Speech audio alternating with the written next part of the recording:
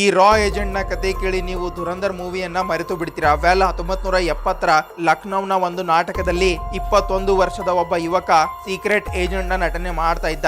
ಆತನ ನಟನೆ ನೋಡಿ ಅಲ್ಲಿದ್ದ ಒಬ್ಬ ರಾ ಏಜೆಂಟ್ ಅವನಿಗೆ ರಾ ಜಾಯಿನ್ ಆಗುವ ಆಫರ್ ನೀಡಿದ.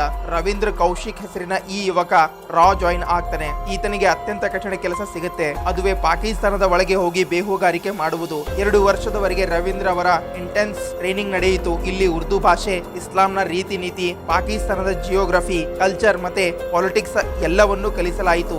ಭಾರತದಲ್ಲಿದ್ದ ಆತನ ಎಲ್ಲಾ ರೆಕಾರ್ಡ್ಸ್ ಡಿಲೀಟ್ ಮಾಡಲಾಯಿತು ಮತ್ತೆ ಅವರಿಗೆ ಒಂದು ಪಾಕಿಸ್ತಾನಿ ಪಾಸ್ಪೋರ್ಟ್ ನೀಡಲಾಯಿತು. ಅದರಲ್ಲಿ ಅವರ ಹೆಸರು ನಬಿ ಅಹಮದ್ ಎಂದು ಬರೆಯಲಾಯಿತು.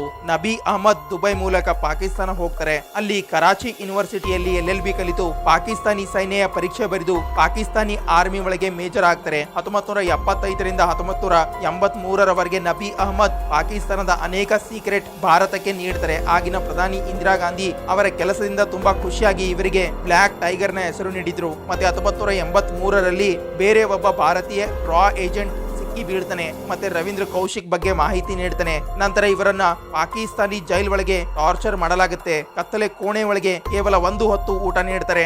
18 ವರ್ಷದವರೆಗೆ ಅವರಿಗೆ ಹಿಂಸೆ ನೀಡ್ತಾರೆ. ಆದ್ರೆ ಅವರು ಬಾಯಿ ಬಿಡೋದಿಲ್ಲ. ಅವರಿಗೆ ಭಾರತ ಸರ್ಕಾರ ರಕ್ಷಣೆ ಮಾಡುತ್ತೆ ಅನ್ನೋ ಭರವಸೆಯಲ್ಲಿ ಇರ್ತಾರೆ. ಮತ್ತೆ ಒಂದ್ಸಲ ಭಾರತಕ್ಕೆ ಪತ್ರ ಸಹ ಬರೀತಾರೆ. ಅದರಲ್ಲಿ ಭಾರತದಂತಹ ದೊಡ್ಡ ದೇಶಕ್ಕಾಗಿ ಕೆಲಸ ಮಾಡಿದ್ದಕ್ಕೆ ಇದೇ ಸಿಗುತ್ತಾ, ಒಂದ್ ವೇಳೆ ನಾನು ಅಮೆರಿಕದ ನಾಗರಿಕನಾಗಿದ್ದಿದ್ರೆ 3 ದಿನದಲ್ಲಿಯೇ ಬಿಡುಗಡೆ ಆಗ್ತಾ ಇದ್ದೆ ಅಂತ ಬರೀತಾರೆ. ನಂತರ ಭಾರತ ಪಾಕಿಸ್ತಾನಕ್ಕೆ ಕೈದಿಗಳ ಬದಲಾವಣೆಯ ಆಫರ್ ನೀಡುತ್ತೆ.